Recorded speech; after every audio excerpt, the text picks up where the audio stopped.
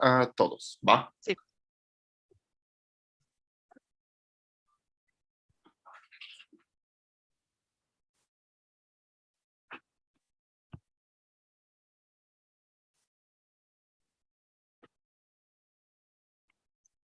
Ok, ya están ingresando.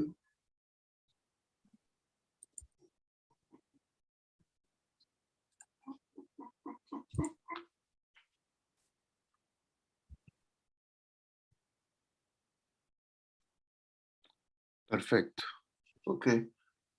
Pues muy buenos días a todos. Bienvenidos a este curso de actualidades de retinopatía diabética. Hoy tengo el gusto y el placer de presentarles al doctor David Rivera de la Parra. Él es médico cirujano oftalmólogo egresado de la UNAM. Está cursando justamente la maestría en ciencias médicas. Es cirujano oftalmólogo del Instituto de Oftalmología y es parte de la alta especialidad de retina y vítreo en el Instituto de Oftalmología del Colegio de Valenciana. Es médico adscrito coordinador de la unidad de oftalmología del Centro de Atención Integral al Paciente con Diabetes, justamente del Instituto de Oftalmología con la de Valenciana. Y está certificado por el International Council of Ophthalmology y por el Consejo Mexicano de Oftalmología. Doctor, un gusto tenerlo justamente en este pequeño curso. La verdad es que he tenido un seguimiento continuo. La verdad es que agradecemos mucho su participación y somos todos suyos, por favor. Al revés, Oscar, Sonia y a todo el equipo organizador, un gusto.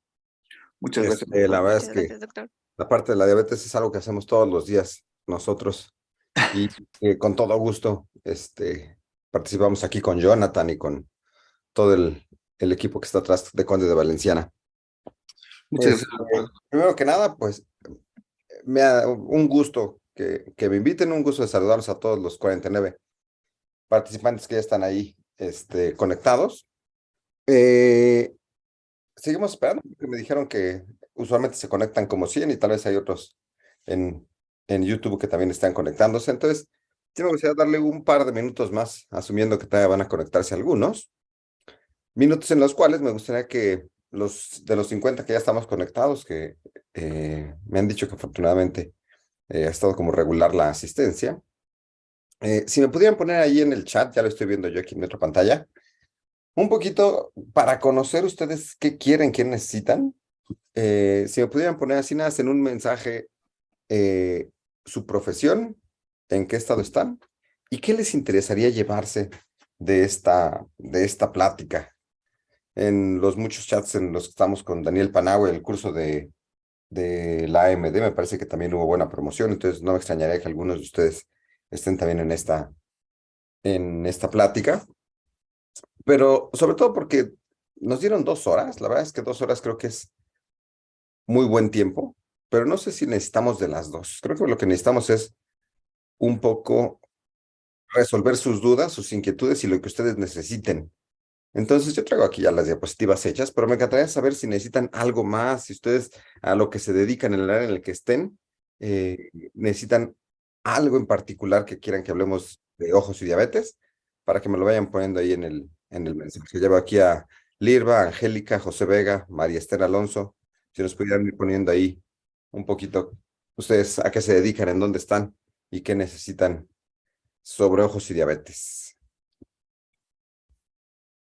Independiente de que al mismo tiempo les pido que cualquier duda me vayan interrumpiendo conforme vayamos avanzando, para que vayamos avanzando sin que nos quedemos atrás. Ya llevamos 52 conectados.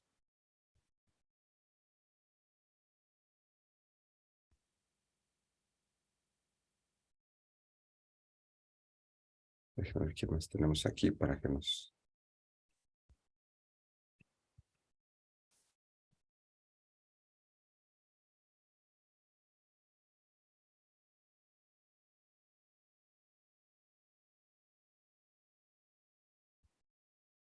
Ana Laura, Angélica, Beatriz, Adriana, Araujo, qué gusto. Daniela Carrasco. Doctora Nora, un gusto. Gustavo Ibarra, Gerardo, Iván, Jairo, José Manuel, Karen. Montserrat Romero, Mónica Rocío Valderas, Sacil Sánchez, Susana. Muy bien. Alguien que me pueda ir poniendo ahí a qué se dedican y qué les gustaría llevarse del día de hoy.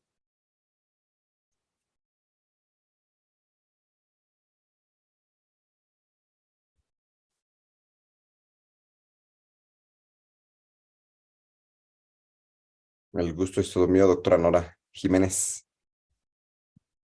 Muy bien, ya casi son las 8:20 para que empecemos. Alguien por ahí que nos platique. Ya vi que Graciela Rodríguez es licenciada en optometría. Muy bien. Susana Vázquez de Morelia, qué bonito, licenciada en optometría. A ti, Susana, ¿qué te gustaría que aprender hoy? ¿Qué necesitas llevarte del tema de ojos y diabetes el día de hoy? Abraham Torres nos platica licenciada en optometría y contactología en el GEA González. Ah, muy bien. Más herramientas para la educación de personal paramédico y paciente con diabetes. Ok. María Esther, optometría, pasante de la ENES. ENES León, muy bien. Me gustaría poder identificar en OCT las afecciones. Muy bien, me parece perfecto. Podemos platicar de OCT también. Si quieren un poquito, tenemos muchas horas. Déjenme, les preparo algo de OCT, que también tenemos algo. Aunque no esperaba que OCT fuera de mucho interés. Aunque veo que hay muchos licenciados en optometría, ¿eh? Qué gusto. Entonces, a ver aquí.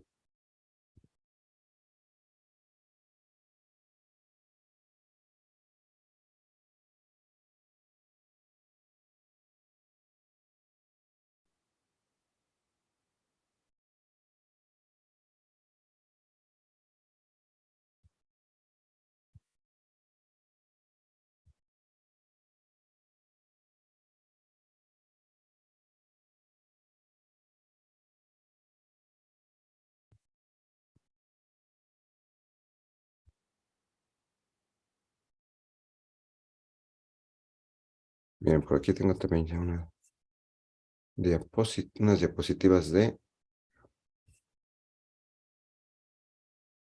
OCT en diabetes,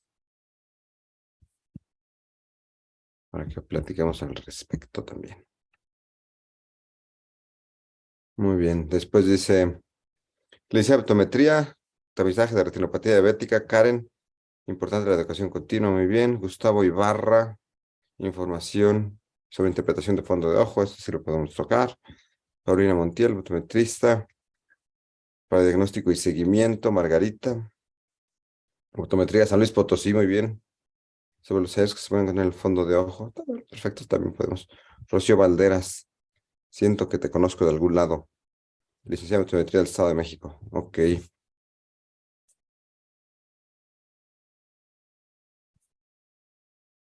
muy bien. Pues creo que tenemos aquí bastantes cosas que podemos trabajar. Entonces,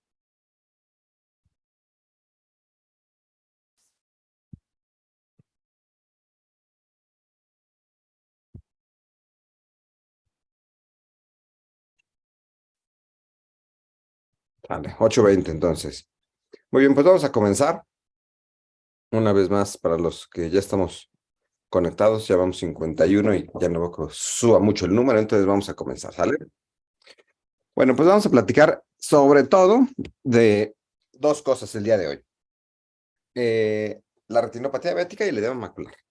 La realidad es que en esta diapositiva quiero que nos llevemos el concepto de que muchas cosas pasan en el ojo de una persona con diabetes, pero que de alguna manera el problema real, el problema de salud pública donde están realmente las personas que se están quedando ciegas, las que necesitan que de alguna manera haya cambios, el problema de salud pública es en estas dos primeras condiciones, la retinopatía diabética y el edema macular, porque como sabemos, la catarata, por ejemplo, es mucho más frecuente, pero esa al final del día se puede tratar, se puede curar, se puede quitar, ¿no? Pero si pudiéramos quitar el problema de la retinopatía diabética y del edema macular, con eso podríamos resolver una buena parte del problema visual relacionado con diabetes en México.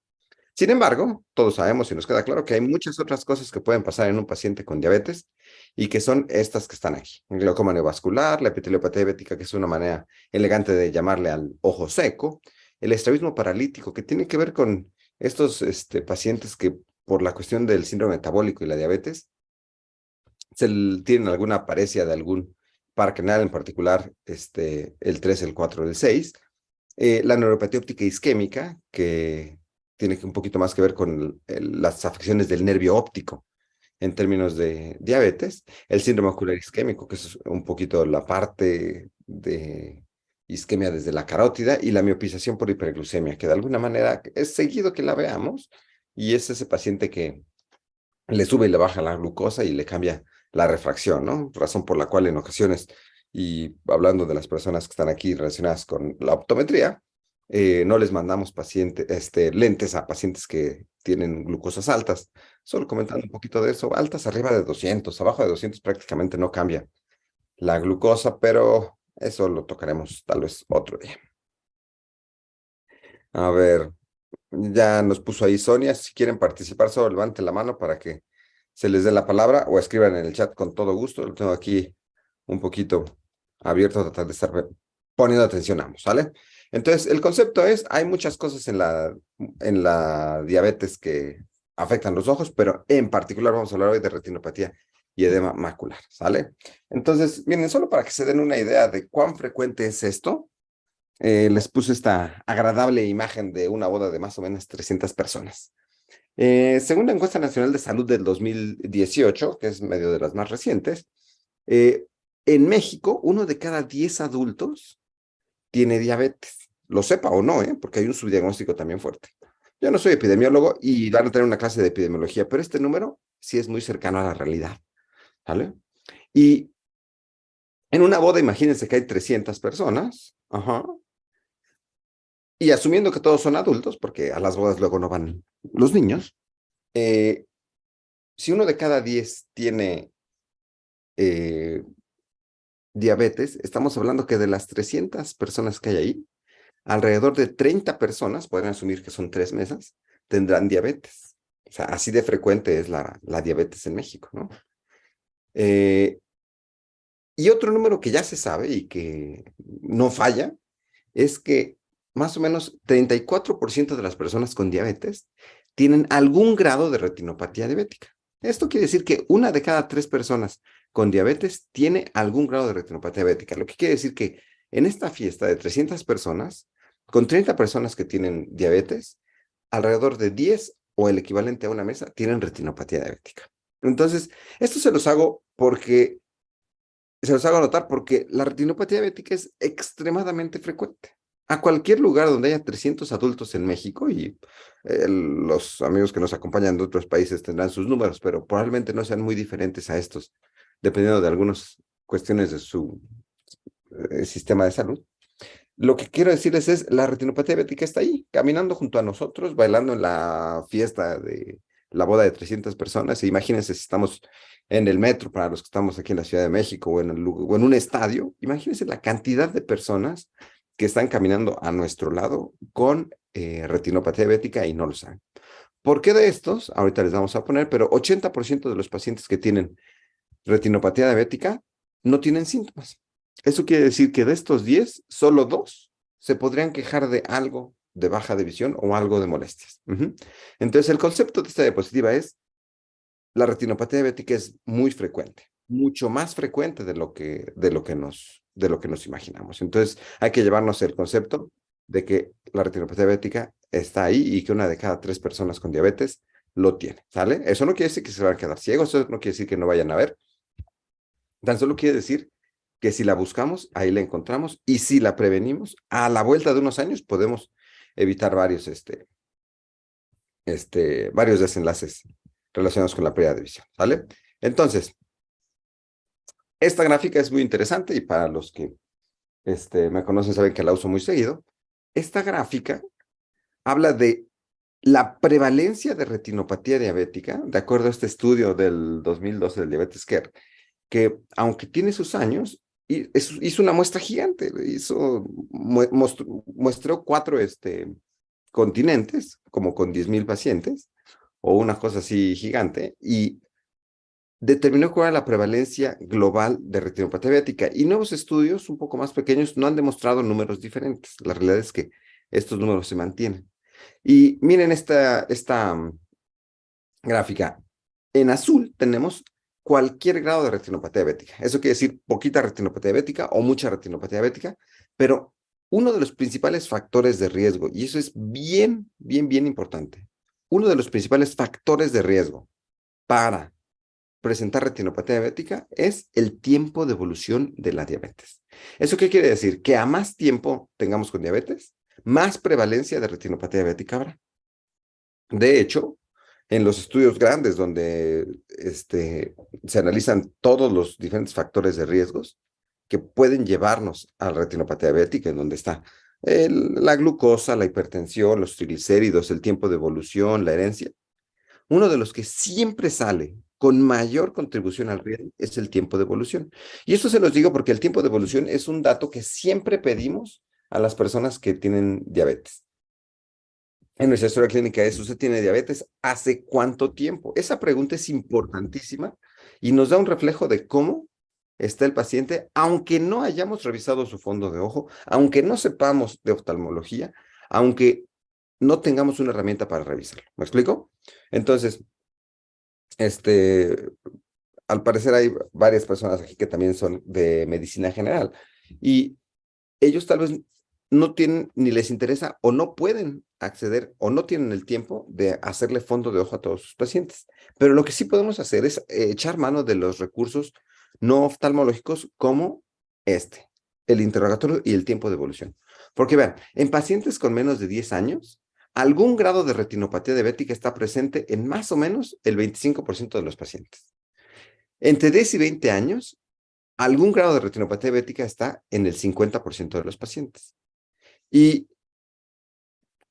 en pacientes de más de 20 años, alrededor del 75% de los pacientes tienen algún grado de retinopatía diabética. Déjenme mostrarles una imagen como para que nos llevemos el concepto, y es esta. En personas de menos de 10 años de evolución, 1 de cada 4, o sea, el 25%, tienen algún grado de retinopatía diabética.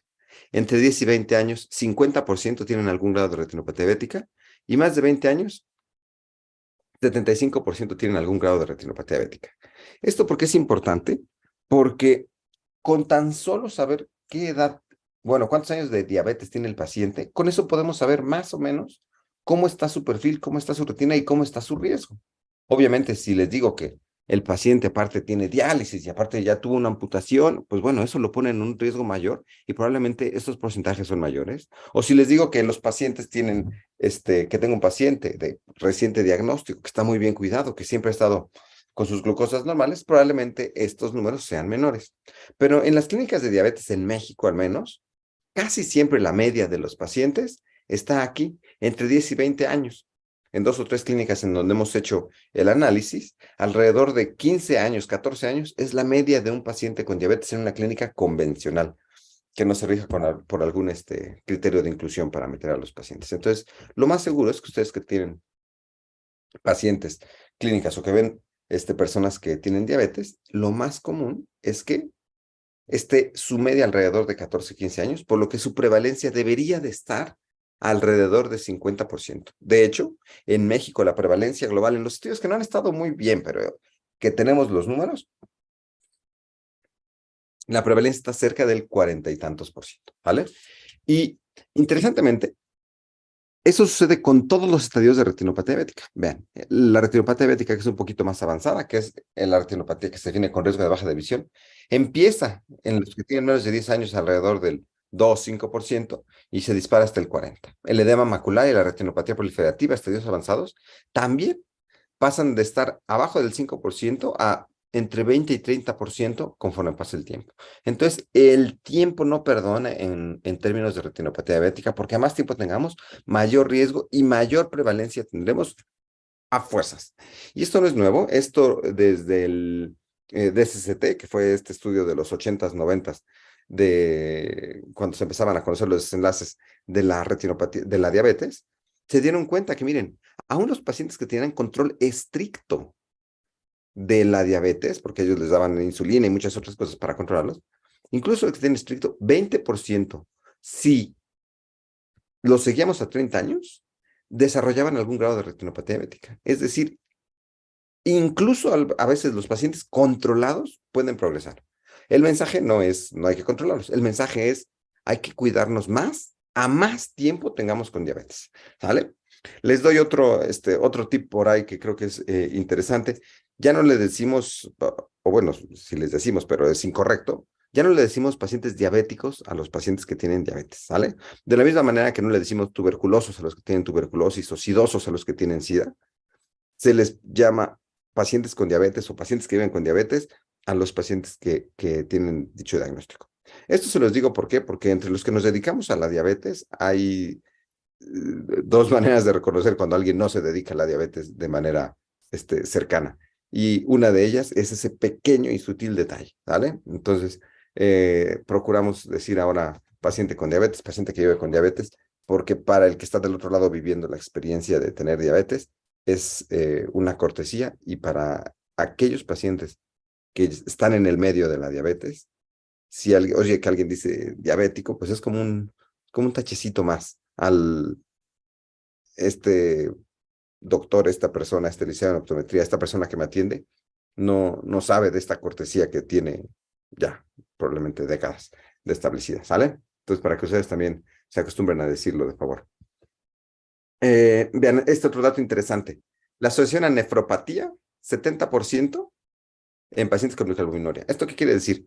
Que si bien la retinopatía es una de las tres complicaciones microvasculares de la diabetes, junto con la nefropatía del riñón y la neuropatía periférica, que es la de los pies, predominantemente, pues, eh, si un paciente tiene una complicación, es probable que también tenga la otra, ¿vale? Entonces, depende cómo definamos nefropatía y cómo definamos neuropatía, pero si un paciente ya tiene afección en otro lado, es altamente probable que tenga retinopatía diabética. Ejemplo, si se tiene microalbuminuria, 70% de posibilidades que también tenga algún grado de retinopatía. ¿Hecho?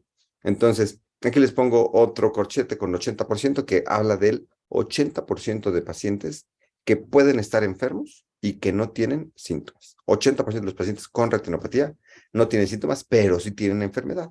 Entonces, dada su naturaleza asintomática, es bien importante que ustedes nos ayuden a tener una alta sospecha diagnóstica y la primera es con el tiempo de evolución, ¿vale? Hasta aquí vamos bien. ¿Alguien por ahí que tenga alguna duda o pregunta? ¿No? ¿Todo en orden? Bueno, si no, con todo gusto escríbanos o pueden ahí poner la mano. Vale. En México, ¿qué es lo que tenemos? En México tenemos algunos estudios que se los, gracias, Erika, eh, que se los pongo aquí. Si bien no tenemos para trazar una línea tan perfecta como las de esta gráfica, tenemos algunos puntos que nos pueden decir que nuestros números probablemente están por aquí, en una línea que no está más abajo este, que la de este artículo mundial. Probablemente nuestra línea está por aquí, ¿sale? Entonces, bien importante, ustedes son una herramienta para ayudarnos a todo el sector salud para que esta línea se trate de bajar lo más que se puede, ¿sale? Y ahorita vamos a ver por qué. Para aquellos que no estén muy familiarizados, aunque entiendo que creo que casi todos aquí somos del área de la salud ocular, solo para homogeneizar términos, si yo podía partir el ojo por la mitad, me daría cuenta que es una esfera hueca. La esfera hueca tiene un orificio en la parte de enfrente, que es la pupila y el iris. Por ahí entra la luz para atravesar primero este lente interno, que es el cristalino, que cuando se pone opaco se llama catarata. No hablaremos de eso.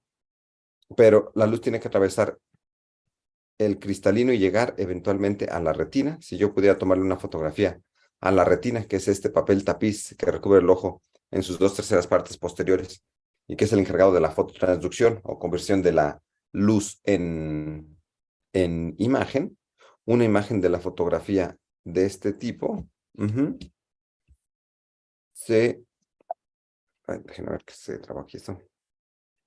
Una imagen de la fotografía de atrás se vería de esta manera, ¿sale? Hay 4 estructuras importantes. La primera es el nervio óptico, que es la zona amarilla por donde se van todos los axones hacia el cerebro. El segundo son las arterias y las venas retinianas, que son estas que suben y que bajan. Y a la zona subjetivamente comprendida entre las arcadas superiores e inferiores de arterias y venas, se le conoce como la mácula. Y al 1.5 milímetros centrales de la mácula se le llama la fóvea, ¿vale? Entonces, bien importante porque todo aquello que dañe la fóvea baja la visión, pero si tenemos un daño en la mácula que está fuera de la zona de la fóvea, el paciente pasa asintomático y no se percibe enfermo y no siente la retinopatía diabética. ¿Vamos?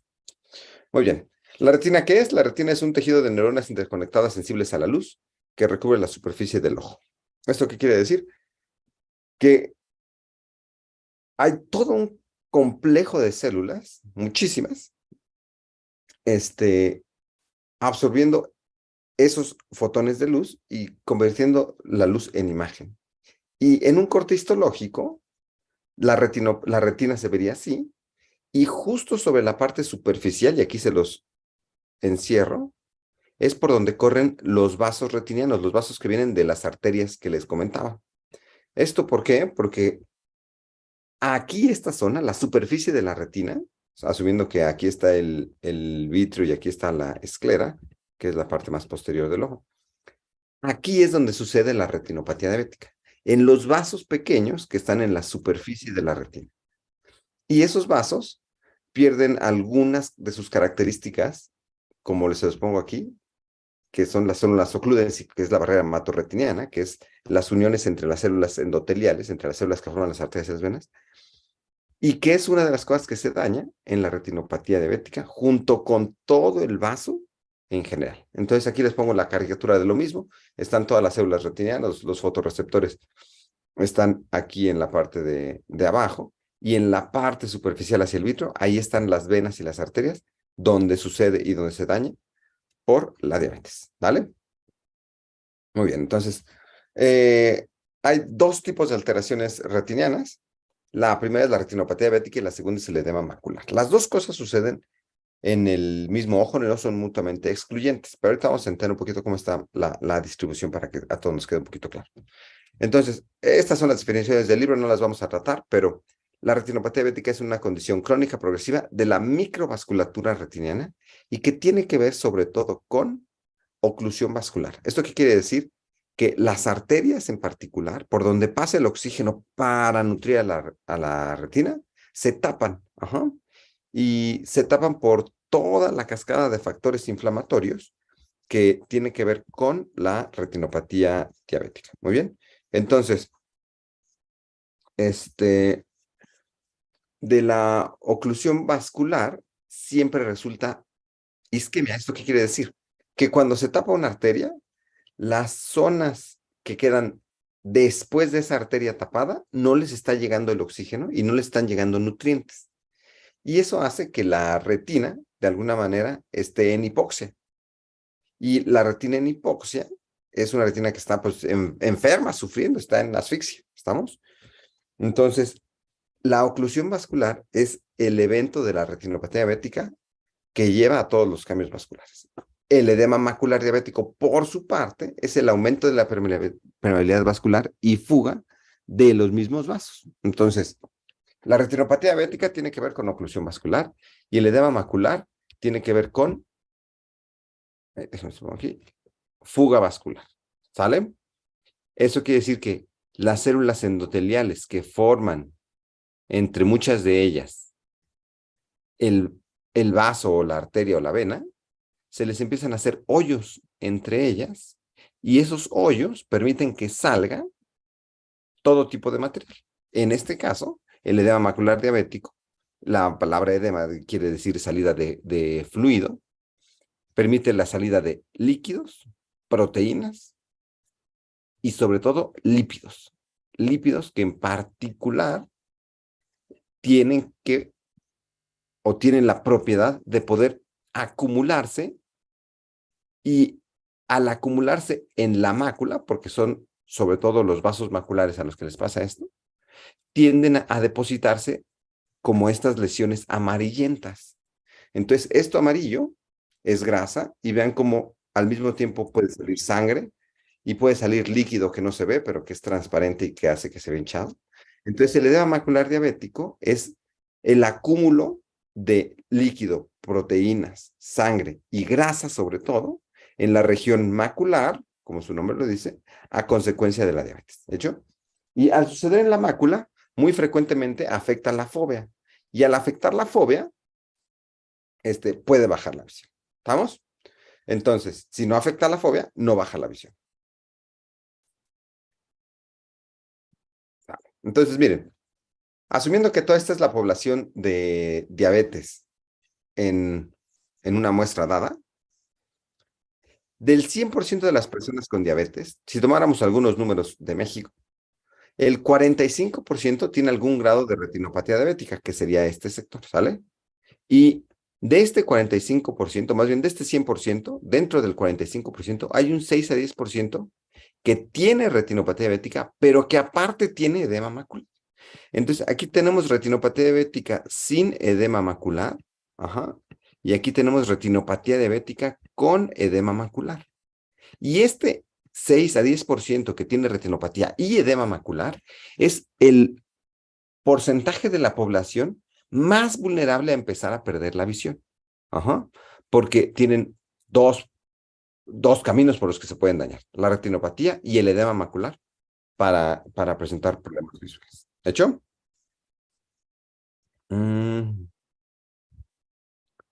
Listo. Entonces, queda claro un poquito que hay pacientes con edema macular, es decir, hay pacientes con retinopatía sin edema macular y hay pacientes con retinopatía con edema macular, pero que no podría haber, escuchen esto, no podría haber alguien con edema macular sin retinopatía, porque los pacientes con edema macular son un subgrupo de los que ya tienen retinopatía. ¿Estamos? Entonces, eso queda más o menos claro.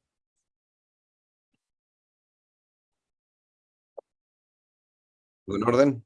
Muy bien. Si hay cualquier duda, nos avisen. Entonces, hay diferentes factores de riesgo. Esto incluso me parece ya lo tocaron o lo tocarán un poquito más con con la otra clase de fisiopatología y caminos inflamatorios, pero lo que sí es cierto es que para cada desenlace, para retinopatía diabética o para edema macular, los factores son muy similares, aunque algunos tienen un poco más de peso. Ejemplo, la hiperglicemia tiene alto peso, 3 cruces para ambos, retinopatía y edema macular. Pero la hipertensión también, 2 cruces y 2 cruces. La dislipidemia tiene un poco más de efecto para el edema macular que para la retinopatía diabética. La inflamación también, el sobrepeso también. Y estos son los factores modificables, son los que nos interesan porque los podemos pues, realmente controlar con dieta, ejercicio, medicamentos, hábitos, ¿no? Pero hay unos no modificables y quiero que vean el que les platicaba hace rato. Estos no los podemos cambiar, estos van a suceder y estos van a dañar a los pacientes con diabetes. El más importante es la duración de la diabetes. Vean cómo tiene 3 cruces y la duración de la diabetes siempre determinará un grado de progresión y un grado de avance para la retinopatía diabética y para el edema macular. Hay otros, como los factores genéticos, que sabemos que existen, pero que no están del todo caracterizados. La hernia, la pubertad, el embarazo, que también podemos estar. Todos estos son factores que no podemos controlar, que no podemos variar, pero que también contribuyen eventualmente al daño. Muy bien. Aquí les pongo un montón de artículos, solo para explicarles que se han hecho muchos estudios de genética tratando de encontrar el gen de la retinopatía diabética y la realidad es que no se ha encontrado algo que esté completamente asociado. Se sabe, y eso lo sabemos cuando preguntamos a alguien que tiene diabetes y tiene familiares con diabetes, que hay familias que tienen diabetes en todos los miembros, ¿no? O en casi todos los miembros. Quiere decir que sí hay un factor de heredabilidad, pero todos estos marcadores y muchos más se han estudiado, todos contribuyen un poquito, pero no hay uno que sea como tal el gen de la diabetes, de la retinopatía diabética, ¿vale?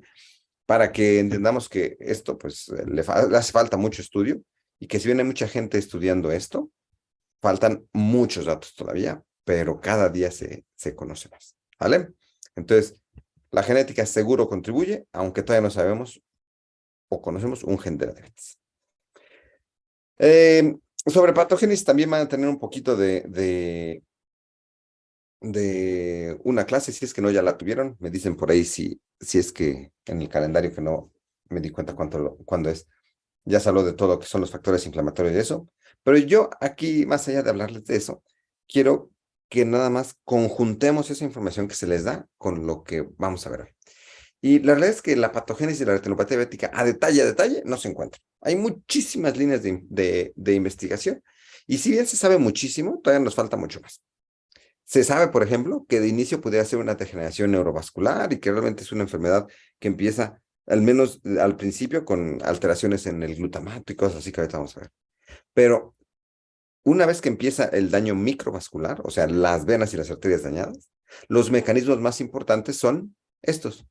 La hiperglicemia, ahorita vamos a ver una diapositiva nada más de cada uno, no vamos a profundizar en esto, pero la hiperglicemia prolongada que altera la expresión de genes, la glicación enzimática y los productos de glicación avanzada, el exceso oxidativo, los factores de crecimiento, muy importante porque este es el que podemos modificar hoy en día con el tratamiento, los receptores de insulina y los factores inflamatorios. Entonces, muy brevemente sobre esto,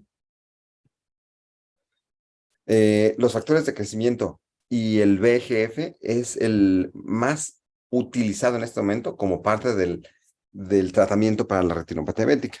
Y es relativamente sencillo. Quedamos que las arterias y las venas se pueden tapar en la retinopatía diabética, eso lo vamos a ver ahorita en las angiografías, pero cuando se tapa una arteria, deja de pasar oxígeno y entonces queda un pedazo de retina sin oxígeno. Esa parte que no tiene oxígeno está sufriendo y de alguna manera produce, porque no se muere esa retina, produce VEGF, por sus siglas en inglés de factor de crecimiento vascular endotelial, y otros factores de crecimiento que no vamos a hablar hoy. Y ese factor de crecimiento angiogénico aumenta sus concentraciones en el vitro. Si nosotros tomáramos una muestra de vitro, vemos que los pacientes con retinopatía diabética tienen mucho de este VEGF, lo producen las células de Müller después de o ante el estímulo de la hipoxia por tener la arteria tapada y no estar nutriéndose. Y al aumentarse, estos van a traer toda una serie de consecuencias que ahorita vamos a ver que nos llevan a la retinopatía diabética. ¿Vale? Esto es bien importante porque es algo que podemos controlar porque hoy tenemos con láser y con inyecciones posibilidad de bajar el VEGF y mejorar la retinopatía diabética. ¿Sale? Existen otras alteraciones como las alteraciones en receptores de insulina y los transportadores de glucosa, la vía del sorbitol, que es básicamente que cuando hay mucha glucosa no se puede convertir bien en la vía metabólica hasta la fructosa y el sorbitol ahí es uno de los metabolitos que se empieza a acumular por mucha glucosa y que es medio tóxico para las células, en particular las de los vasos. Si pudiéramos medir esto del glutamato, nos daremos cuenta que la hiperglucemia aumenta los niveles de glutamato adentro de la retina, o sea, en las células de la retina, en el estroma. Y esto activa a algunos canales de calcio que eventualmente llevan un poquito a la muerte. O sea, el calcio ahí es medio tóxico por las vías intracelulares de segundos mensajeros, causa la muerte de las células ganglionares. Y las células ganglionares son las células, les recuerdo, que van de la retina al cerebro, ¿no? Entonces, que se te muere la conexión que va de la retina al cerebro está mal. Y eso también lo está llevando el glutamato. La glicación enzimática es un fenómeno bien interesante, que básicamente hay tanta glucosa en tantos lados que se pega por todos lados a todas las proteínas, y cuando se pega a las proteínas de lo que sea, al pegarse de manera no enzimática, es decir, nada más porque está ahí, pues es como cuando uno se ensucia las manos de una paleta, ¿no? Dulce. O sea, se le empiezan a pegar los dedos, así las proteínas se empiezan a pegar, y al pegarse, empiezan a disfuncionar las proteínas. Y sea la proteína que sea, pues empieza a hacer mal su trabajo y disfunciona alguna de las funciones de las células. La vía de la proteína quinasa B, básicamente en la diabetes aumenta como algunos metabolitos de la glucosa, el diacilglicerol, y estas moléculas activan estas vías de segundos mensajeros intracelulares. Estas son intracelulares que eventualmente llevan a la disminución del flujo retiniano. Y si uno disminuye el flujo retiniano, pues entra uno más en isquemia y viene la retinopatía, el edema macular y otros problemas, ¿sale? No vamos a profundizar en eso, pero la PKC ya se intentó trabajar como un blanco terapéutico y no funcionó. Entonces, ahí le perdimos a otra oportunidad de manejo. Los factores inflamatorios y leucostasis, esto es, así como cuando ustedes se pegan en el hombro y se les pone rojo, se pegan en el codo y se les pone hinchado, les dan una patada en el fútbol, la retina está inflamada. La retina, los vasos están inflamados de manera similar. Y siempre que hay inflamación, sea en el codo, en el tobillo o en la retina, se liberan todos estos mediadores, que son moléculas inflamatorias, y cuando están en suficiente concentración, sucede algo que es que se activa las venas y las arterias. La activación inflamatoria hace que las células de los leucocitos y los glóbulos blancos literalmente se peguen al interior de las arterias y lo que tapa las arterias eventualmente son nuestras propias células. Los leucocitos tapan las arterias y ellos son los que, una vez que se establecen y hacen ahí la oclusión, tapan de manera permanente las arterias y ya no permite que pase la sangre. ¿Estamos? Entonces, que se tapa una arteria es muy malo y se está tapando por la inflamación llevada secundariamente por todas estas vías inflamatorias de la diabetes. ¿Hecho? Entonces, todo este cortejo de inflamación está sucediendo en el vaso, en las células de la retina, en el intersticio de la retina y alrededor del vaso, ¿vale? Todo esto daña un montón de cosas. Una de las cosas que más se ven en estadios iniciales, sobre todo aquí con la microscopía electrónica, es el engrosamiento de la membrana basal, que característicamente es aquello que le da soporte a las arterias. Esta es la membrana basal normal, esta es la membrana basal gruesa como dato inicial de la retinopatía diabética. Y otro de los datos iniciales es la pérdida de los pericitos. Los pericitos son estas células que rodean a las venas y que les dan nutrición, por hacer la explicación fácil. Y cuando se pierden estas células que le dan nutrición a las paredes de las venas y arterias, al perderse, el vaso se debilita. Y al debilitarse, empiezan a aparecer estas protrusiones. Y las protrusiones son llamadas histológicamente aneurismas.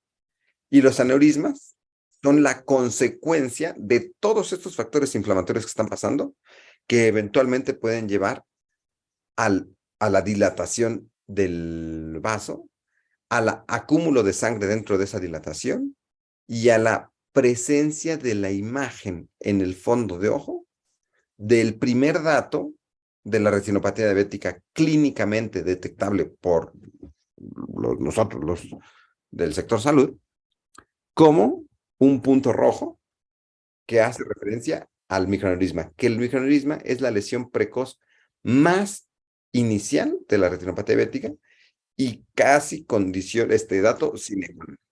Todas las retinopatías diabéticas tienen microaneurismas. Si no tienen microaneurismas, hay que pensar en otro tipo de retinopatía. Pero el microaneurisma es la lesión clínica más precoz de la retinopatía diabética. ¿Vale? Entonces, otra cosa que pasa con todo esto inflamatorio que les platiqué es esto, que se abran los espacios entre las células de las venas y de las arterias y que por esos espacios se salga el edema macular, que es el líquido, proteínas y esto que ya platicamos. Las proteínas encargadas de esta unión que se rompen para permitir la salida se llaman sonula occludens o tight junctions. Son básicamente complejos proteicos que unen células con células. Entonces, hasta ahí vamos bien. Vamos a hablar ahora un poquito ya de la retinopatía diabética propiamente dicha y de cómo va su progresión de estadios iniciales a estadios avanzados. ¿Vale?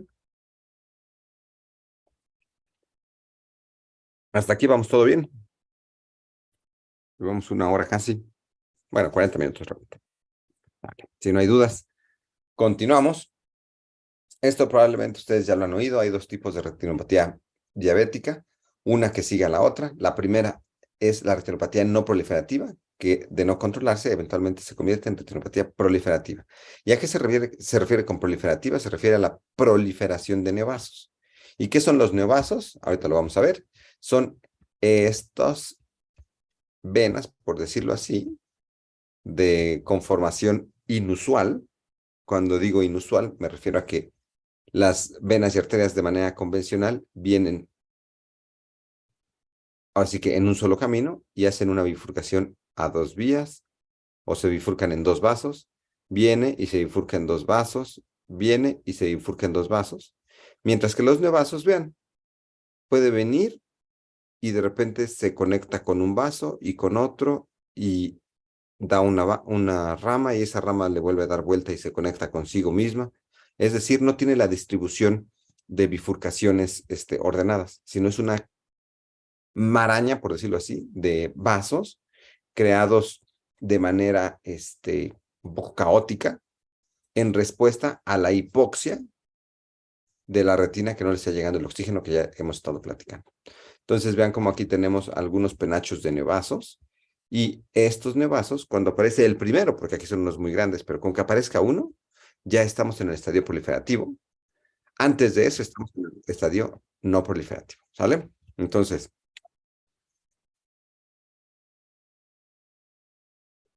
esta es la secuencia más o menos imaginaria de un paciente que evoluciona con retinopatía diabética. Podemos ver cómo estos cambios de arriba para abajo no suceden de manera rápida. La retinopatía diabética nunca es rápida, de hecho es bastante lenta, lo que nos da chance de poder revisar a los pacientes, pues, no todos los días, sino con que los revisemos cada cierto número de meses o años es más que suficiente.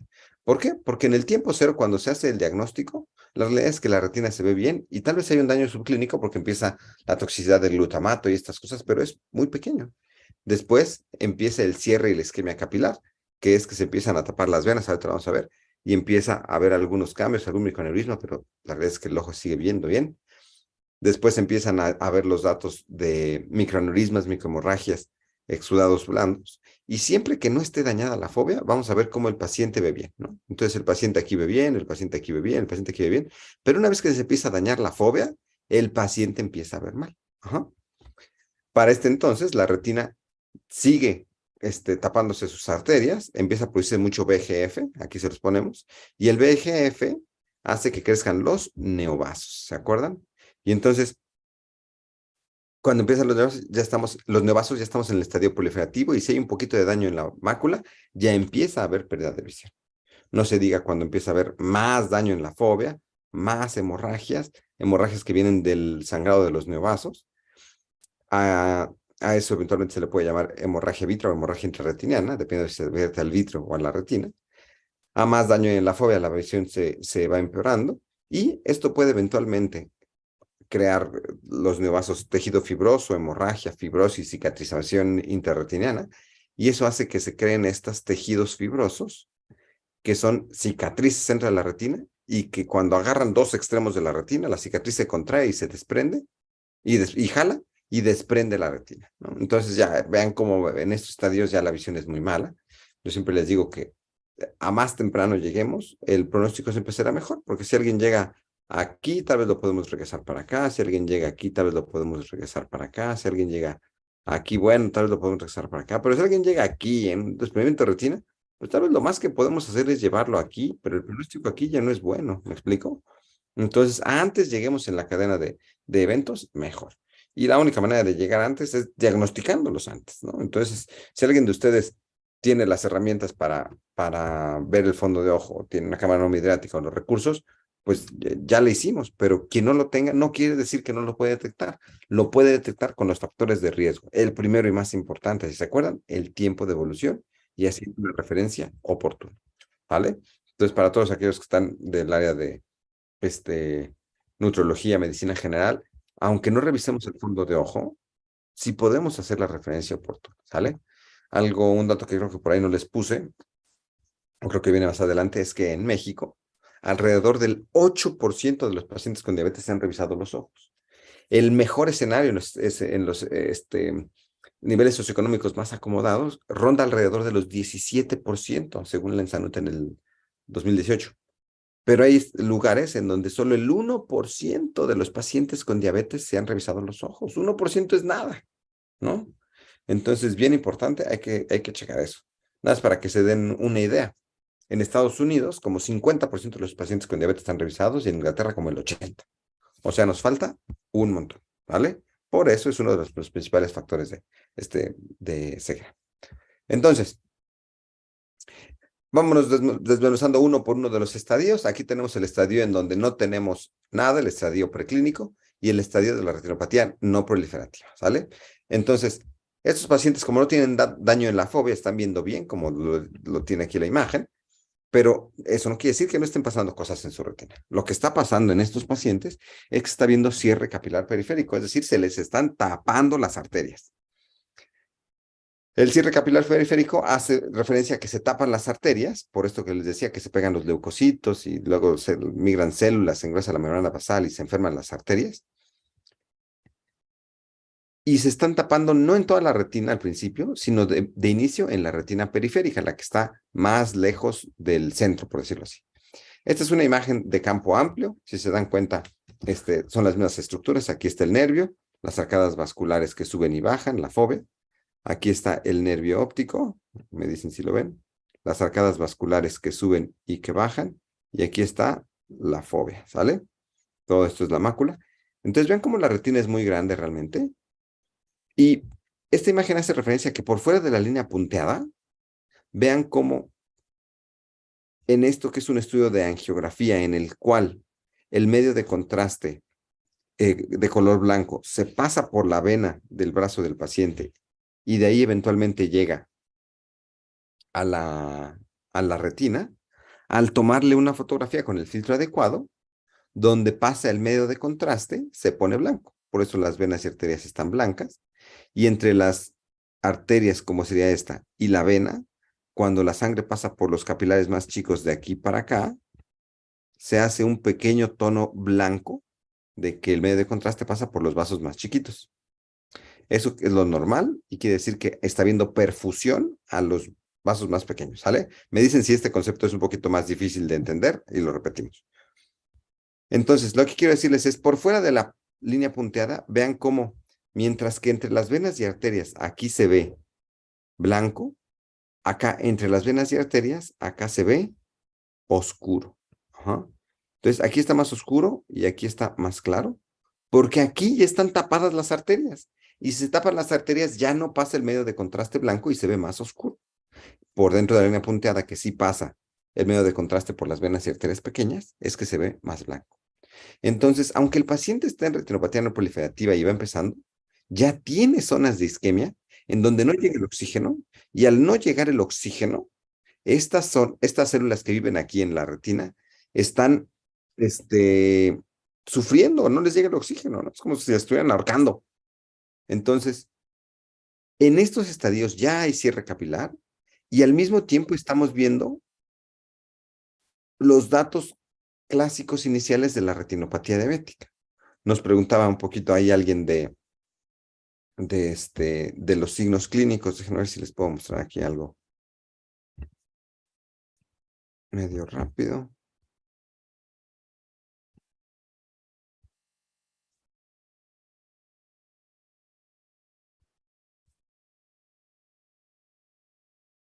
Miren, voy a meter la diapositiva de este lado. Me dicen si están viendo la segunda diapositiva por sobre la primera, ¿verdad?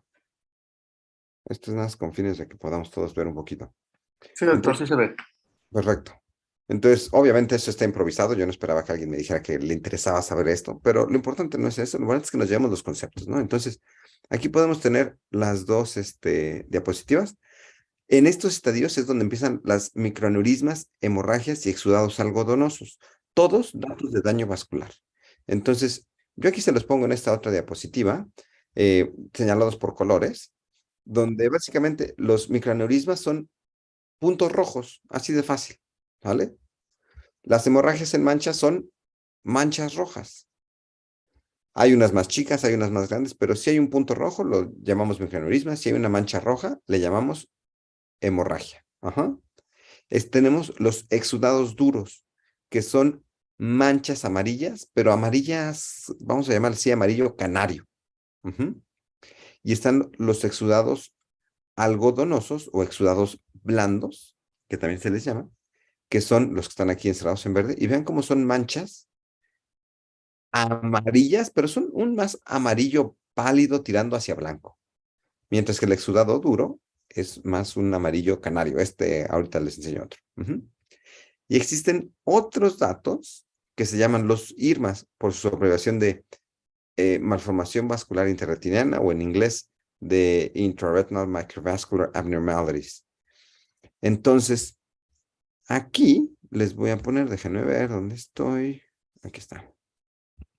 Otro ejemplo de cómo un punto rojo se llama microaneurisma. Una hemorragia en punto es una mancha en punto chiquita.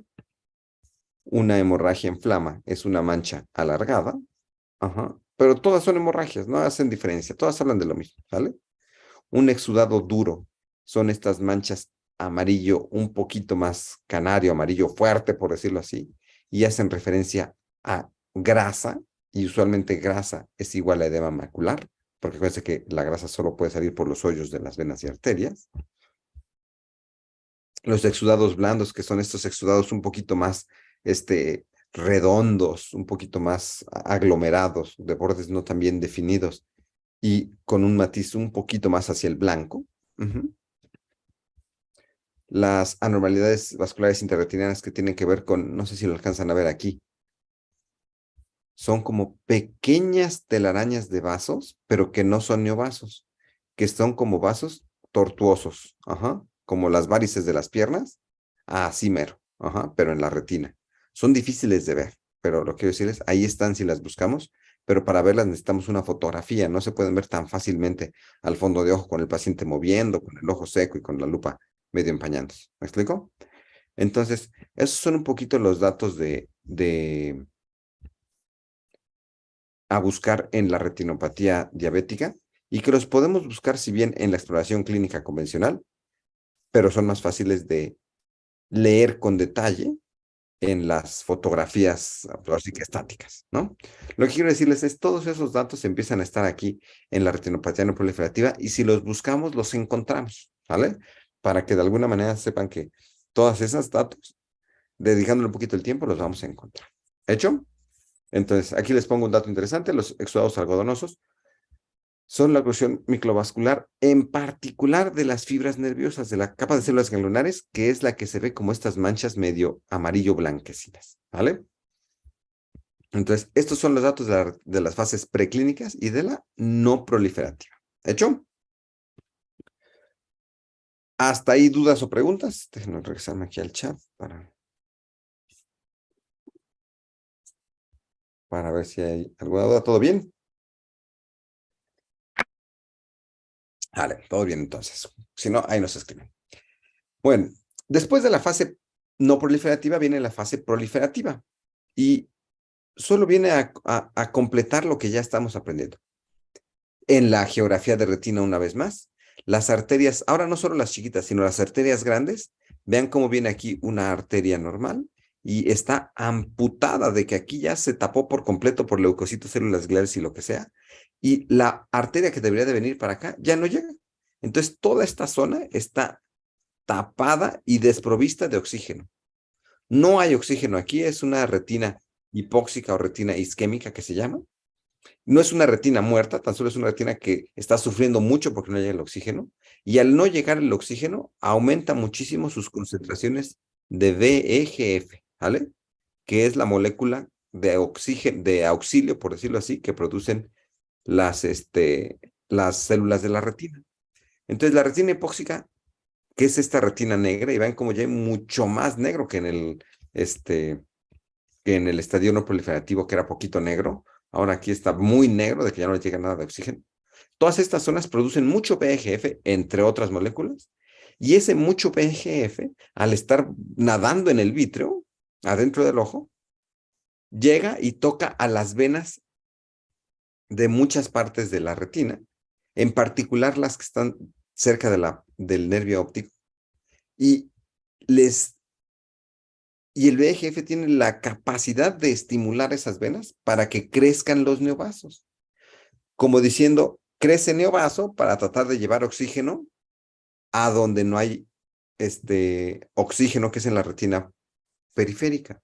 El problema es que este es un intento aberrante, es decir, equivocado, no funciona, no le sale bien. Y el crecimiento de los neovasos no llega a llevar oxígeno a la zona donde se necesita.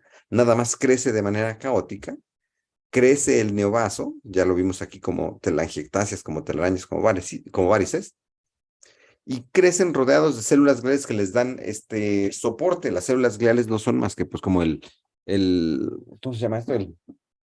El andamio eh, que le da fuerza, que le da sostén a las venas y a los neovasos. Y estos vasos están hechos, por decirlo así, al vapor, rápido, de mala calidad. Y al ser de mala calidad, ya no tienen sus paredes completamente íntegras. Y cuando pasa el medio de contraste en la angiografía, esas venas que no están íntegras fugan mucho medio de contraste y es que se ven como manchas blancas. Entonces, vean cómo en esta angiografía tenemos muchas manchas blancas que hace referencia a los vasos que no teníamos en la angiografía pasada, ¿ya vieron? Entonces, neovaso igual a mancha blanca, igual a mucha hipoxia, ¿sale? Esto va a ser muy importante pensando en el tratamiento que viene. ¿Estamos? Entonces, cuando los neovasos crecen, pueden crecer poquito, pero pueden crecer muchísimo si la retinopatía sigue avanzando y si no le damos láser o tratamiento. Entonces, los neovasos no crecen sobre la retina, sino crecen perpendiculares, así como los árboles crecen perpendiculares a la tierra, los neovasos crecen perpendiculares a la superficie de la retina. Y al crecer, este andamio que los va sosteniendo, que son las células gliales, eventualmente se convierte en fibrosis y cicatriz. Y vean cómo vienen las venas aquí y todo lo blanco ya es cicatriz. De hecho, estos neovasos vienen, crecen y crecen unos hacia arriba, hacia el centro de la retina, pero crecen otros hacia los lados de la retina. Y como el ojo es redondo, si creces hacia un lado, eventualmente te topas con otra pared del ojo, ¿no? Y esa tejido ahora se llama tejido fibrovascular, fibro por la fibrosis blanca, vascular por las venas. Y cualquiera de estos neovasos puede romperse o reventarse en cualquier momento y sangrar. Si sangra poquito, pues tal vez no sé, no lo note el paciente, pero si sangra mucho, como tenemos aquí, vean este sangrado grande que está aquí, todo esto no se ve la retina atrás porque es sangre, porque una vena de aquí sangró. Al sangrar al vítreo se llama hemorragia vítrea. Y este caso es un caso que tiene neovasos, que tiene tejido fibrovascular, que tiene hemorragia vítrea, que ya no deja ver hacia atrás a nosotros la mácula, pero que al paciente no le deja ver hacia afuera el medio ambiente, por eso es que ya está viendo bien. ¿Estamos? Entonces el tejido fibrovascular eventualmente empieza a invadir el ojo y lo malo es que puede adquirir propiedades contráctiles. Y si este tejido fibroso se empieza a contraer para acá y este para acá, y les digo que está agarrado del nervio óptico y agarrado de la retina, eventualmente si se contrae puede jalar a la retina y al jalar a la retina se convierte en estas adherencias en lo que se le llama desprendimiento de retina traccional, que interesantemente es uno de los estadios más avanzados, pero que es muy lento.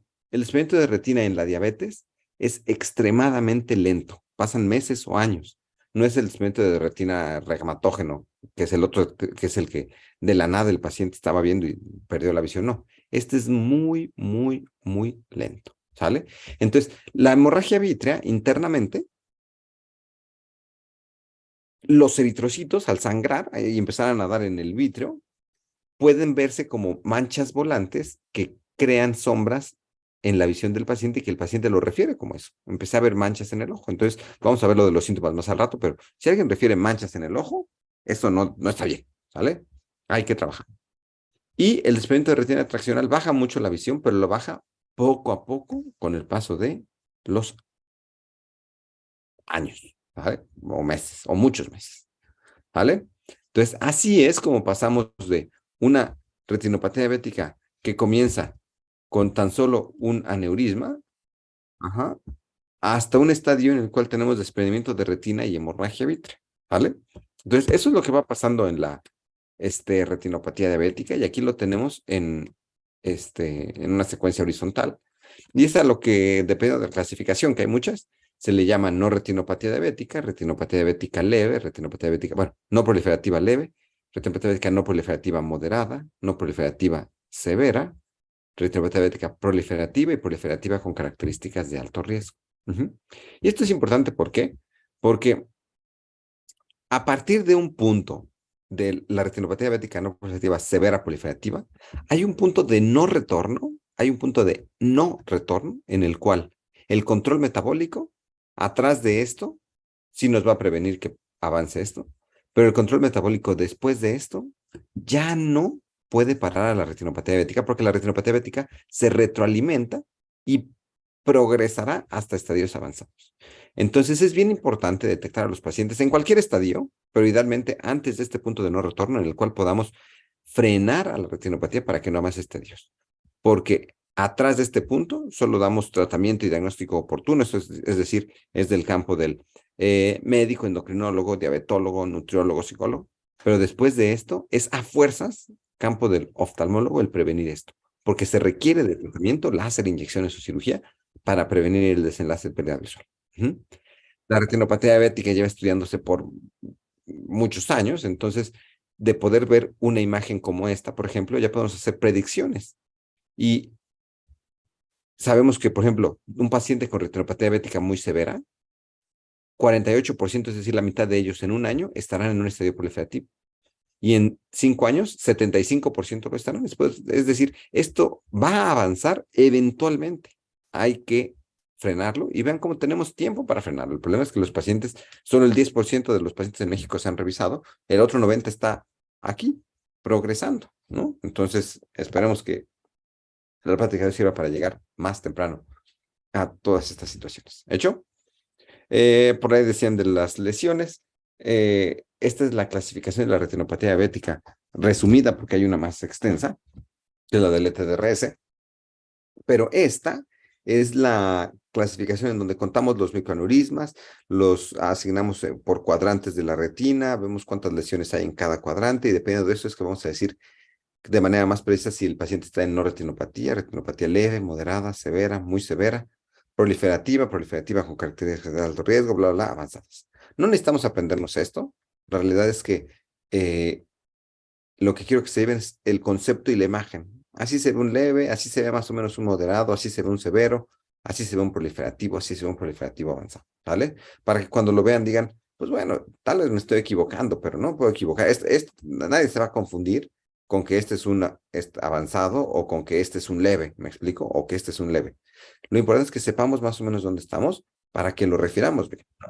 Aquellos que nos dedicamos como su servidor y algunos eh, optometristas en el área de la interpretación de retinopatía diabética, que nos dedicamos a clasificar esto de manera estandarizada, pues bueno, sí necesitamos la tabla. Pero la realidad es que en la práctica clínica no necesitamos de la tabla.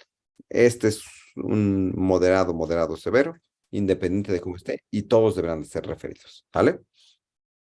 Entonces, hasta aquí vamos bien. ¿Todo en orden? Sí, doctor, todo en orden. Muchas gracias. Perfecto. Entonces vamos a hablar un poquito de, si entendimos qué es lo que está pasando, vamos a ver cómo se manifiesta en cuanto a síntomas, ¿vale? Entonces, recuerden, 80% de los pacientes con retinopatía diabética no tienen síntomas. Por lo que cuando dicen, oye, pero ¿cuál es el síntoma de la retinopatía diabética? Pues la realidad es que la retinopatía diabética no da síntomas en la mayoría de los casos. Ese es el concepto a llevarse. 80% no dan síntomas, ¿sale? Por eso es que los pacientes se asumen sanos sin estarlo, ¿no? Entonces, casi todos los pacientes sienten que ven bien, pero eso no quiere decir que estén bien.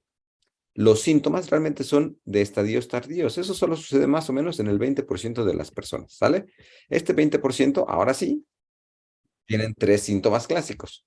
El primero son las miodesopsias, que son estos como cabellitos o manchas que ven los pacientes para cuando tienen hemorragia vitrea.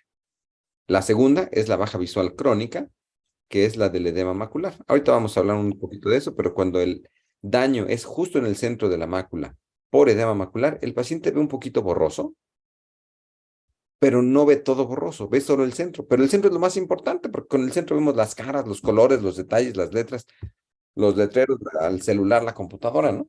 Entonces, el edema macular crónico diabético da una baja visual crónica, que le llamamos, para los puristas de la visión baja, discapacidad visual. La discapacidad visual no es estar ciego. La discapacidad visual es, para aquellos que no están familiarizados, es esa baja de visión que no nos permite un desempeño perfecto, pero que nos permite la mayor parte de las actividades.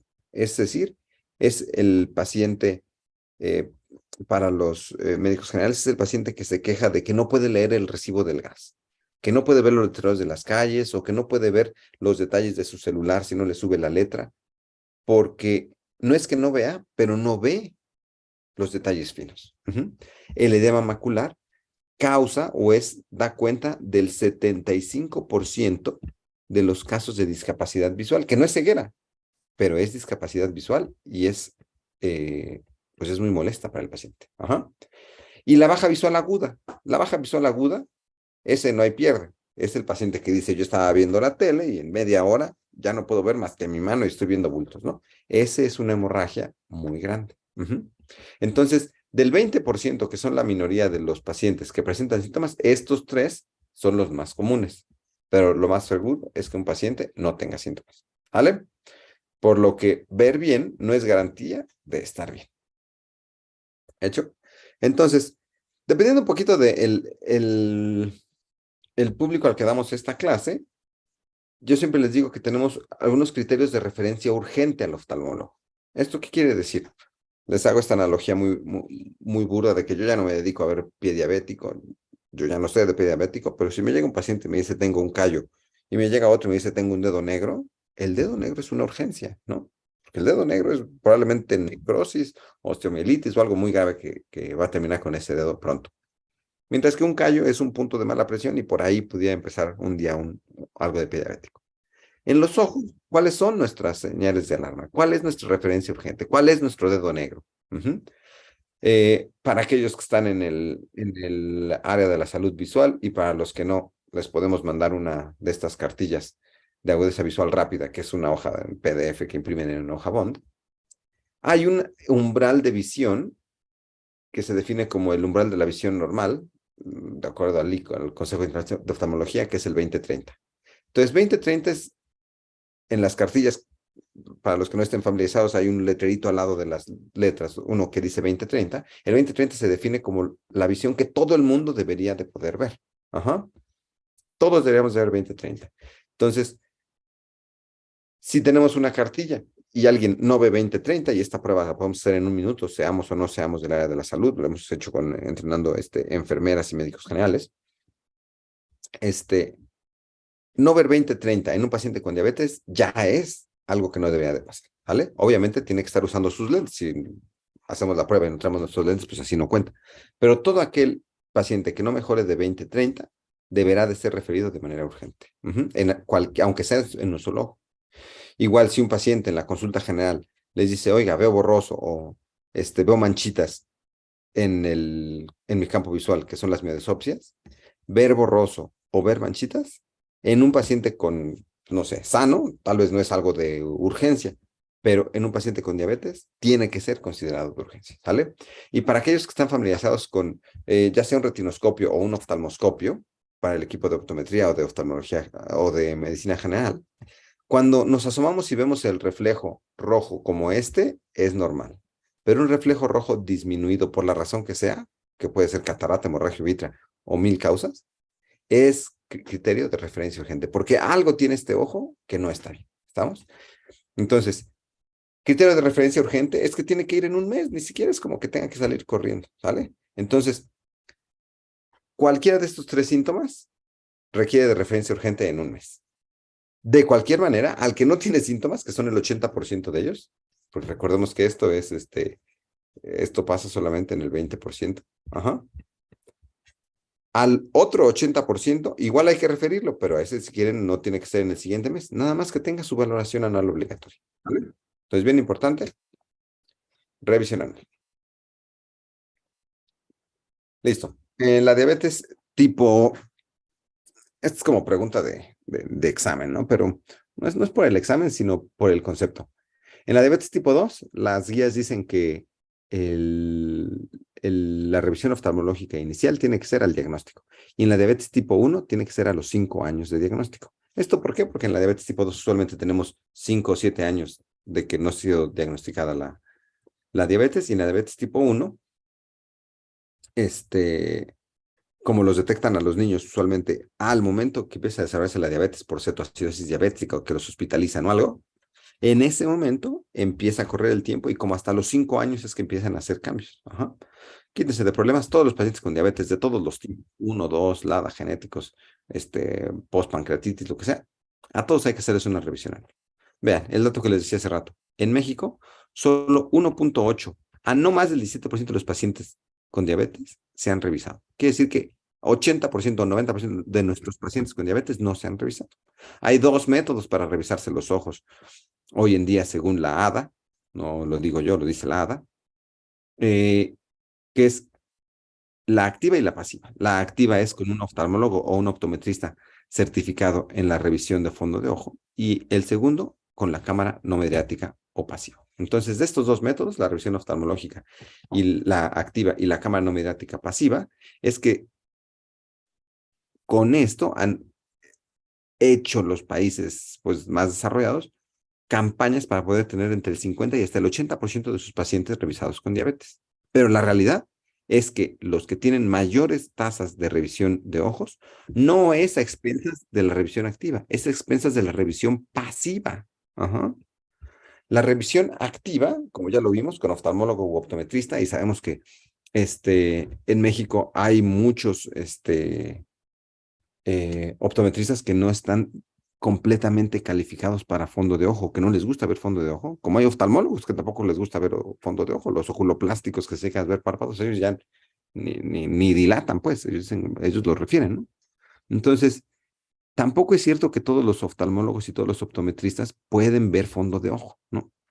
Pero eso no es solo aquí, eso es aquí en todo el mundo. Entonces, no solo porque hacemos falta más personal de salud visual,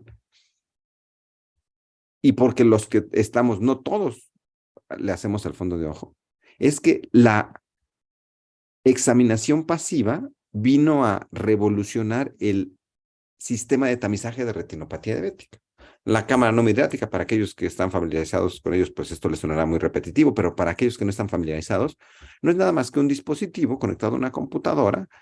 Esta máquina toma una fotografía de fondo de ojo, la saca en una imagen de PDF. El que toma la imagen no tiene que ser ni oftalmólogo ni optometrista, puede ser cualquier personal de salud o podemos entrenar a un familiar y un familiar, entendiendo 2 o 3 conceptos, podría tomar, aunque sea abogado, una fotografía de fondo de ojo, ¿sale? La capacitación tampoco es tan grande, pero sí requiere de un par de horas de entrenamiento, ¿no? Entonces, la cámara no midriática es un procedimiento no invasivo con 80 sensibilidad y especificidades altas. Eso quiere decir que no se le pasa, que detecta casi a todos o al 90% de los que tienen retinopatía. Tarda en promedio 6 a 7 minutos, dependiendo la cámara. No requiere dilatación en la mayoría, dependiendo de la población, yo diría 70% de los pacientes. Y es la tecnología que en los programas internacionales, Inglaterra, España, Estados Unidos, es la que detecta o revisa o hace la revisión anual de la mayor cantidad de los pacientes con diabetes.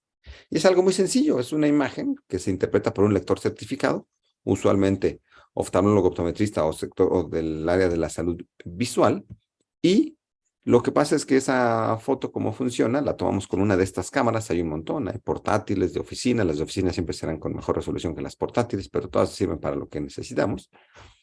Y la fotografía se toma en un lugar A. En México todavía no tenemos tal vez toda esa conciencia como la tenemos en otros países, pero en Estados Unidos, por ejemplo, hay una cámara no mediática al lado del consultorio del médico general, al lado del internista, al lado del diabetólogo, al lado del endocrinólogo. Entonces, así como los pasan por la báscula y por la toma de presión arterial, los pasan por la cámara no mediática.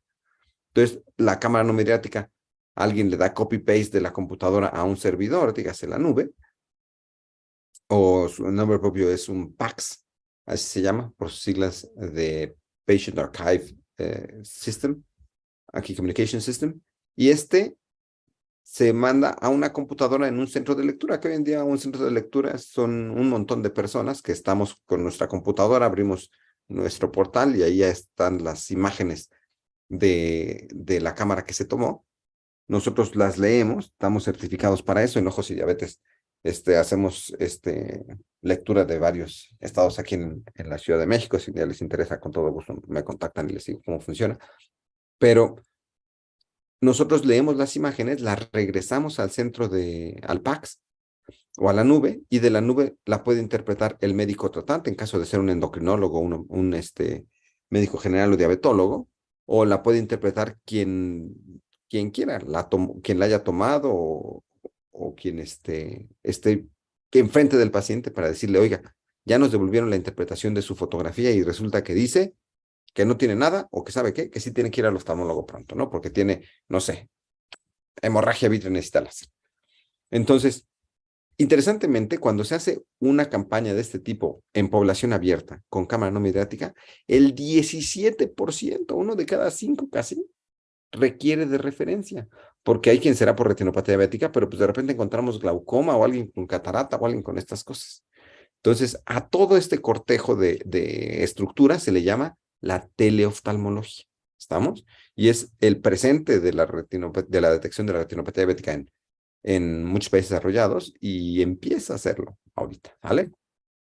Aquí les pongo, y esta tabla la he ido creciendo conforme van pasando los años que doy esta plática, pero lo que quiero decirles es, ya empieza a ver en México, no sé, en otros países que agradablemente nos visitan, si nos quieren dar algo de experiencia, si saben al respecto, las cámaras empiezan a estar cada vez en más lugares. Ajá. Entonces, dependiendo de donde estemos, empieza a haber una cámara no mediática cercana, ¿no? Por ejemplo, los que están en la Ciudad de México, nosotros en Ojos y Diabetes tenemos nuestra cámara aquí en la colonia Escandón, muy cerca del centro, ¿no? Pero, no sé, Clínicas Cuídate, que está más al sur, tiene una cámara, ¿no? Y el ISSSTE tuvo unas cámaras un tiempo, pero de repente ahorita ya partieron ese servicio. El Ángeles del Pedregal tiene por ahí otra cámara. Y como eso, empieza a haber cámaras en todos lados, ¿no? Muchas de estas cámaras en otros estados estarán en consultorios oftalmológicos, pero todavía no tenemos la conciencia de que estén en consultorios no oftalmológicos, pero así debería de ser, de los doctores no optometristas, no oftalmólogos que nos estén oyendo ahorita. Pues entre varios de ellos en su ciudad podrían juntarse entre varios. Una cámara de estas pues sí está cara, tal vez como 300, 500 mil pesos, pero si se compran entre varios, ahí empiezan a mandar a sus pacientes, ¿no? Por ejemplo, ahorita estamos viendo a la doctora Nora Jiménez, ella está en Michoacán, ella tiene su cámara no mediática, y ahí ella podría recibir pacientes, ¿no? Entonces, cada uno de los consultorios oftalmológicos y de las clínicas que tengan una cámara, eventualmente pues, serán puntos de referencia para detectar pacientes, ¿no? Y ellos eventualmente mandarán a un centro de lectura, que el centro de lectura puede estar en cualquier parte del país o del mundo, sus imágenes, y que al paciente se le entregue su reporte, como se le entrega a alguien que se toma una radiografía de rayos X, su reporte, y ahí dicen los rayos X cómo está. Y eventualmente que eso mejore nuestro 10% de pacientes con diabetes revisados de los ojos a un número más alto. ¿Estamos? Entonces, de donde estén, si gustan mandarme luego un mensaje, les voy a mandar mi teléfono. Yo medio conozco donde están muchas cámaras en el país. De otros países les fallo, pero acérquense a su oftalmólogo más cercano y muy probablemente él tiene una cámara o sabe dónde están las cámaras para revisarse. ¿Sale? Listo. Hasta ahí vamos bien. Todo en orden. Miren, la cámara no mediática, si bien está hecha para esta plática, para detectar retinopatía diabética, también detecta muchas cosas. Sospecha de glaucoma, degeneración macular relacionada a la edad, retinopatía por alta miopía. Es decir, nos va a ayudar a detectar muchas otras cosas. ¿Vale? Diagnóstico diferencial. Esto sobre todo para los que no están en el área de la salud visual. Cuando un paciente se queja de visión borrosa, es casi imposible, si no se tienen las herramientas, decir si es por diabetes o si es por falta de lentes o por catarata, ojo seco, por degeneración macular. Si por ahí se asoman con un oftalmoscopio directo y no tenemos mucha experiencia y vemos una hemorragia, pues va a ser muy difícil saber si la hemorragia es por hipertensión, radiación, falciforme, oclusiones o por diabetes. Entonces, lo que quiero decirles es, sin la herramienta adecuada, es difícil hacer un diagnóstico a priori en la primera consulta con un paciente si no somos del área de la salud visual. Entonces, no hay que frustrarnos porque la realidad es que lo importante es referirlo a tiempo, no hacer el diagnóstico cuando el paciente llega en términos de ojos, ¿vale? Entonces, de esta parte, ¿tenemos alguna duda o pregunta?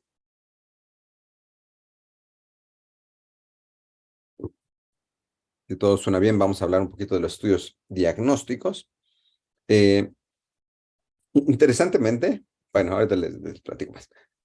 De los estudios diagnósticos no tenemos muchos, ¿eh? La parte de la revisión oftalmológica puede ser de inicio con el oftalmoscopio, pero el oftalmoscopio tiene, como ya sabemos y los que lo hemos usado, tiene todo en contra. La mayor parte de las veces no vemos nada, el paciente se mueve, tiene ojo seco, necesitas dilatar, si tiene catarata ya no se ve. Entonces, de alguna manera, la revisión con el oftalmoscopio es mala. La sensibilidad está estimada alrededor de 40 y tantos por ciento, lo que quiere decir que más de la mitad de los diagnósticos se le van. La cámara no midriática, ya sea por eh, cámara portátil o cámara de oficina, son la que más nos ayuda a poder tomar las fotografías y hacer esto de la oftalmología. Hoy en día la interpretación es prácticamente manual en casi todos los casos. Y de la plática que me dijeron que nuevos hallazgos o nuevas cosas en la retinopatía diabética, pues la realidad es que la retinopatía diabética no ha cambiado ni cambiará por muchos años. Pero de las cosas nuevas que sí hay, es esto de la inteligencia artificial. Eventualmente, las fotografías, la primera línea de detección la hará la inteligencia artificial y dirá, no, ¿sabes qué? Estas son normales y estas son anormales y las anormales las va a detectar entonces, como para que se envíen a que un humano las lea y que un humano la interprete y les mande su referencia, ¿sale? Eso también ya está pasando en los rayos X y estas cosas, pero eso sí es algo de las cosas nuevas, como me medio pidieron que se llamara la plática. La angiografía de retina, ustedes ya entendieron un poquito qué es.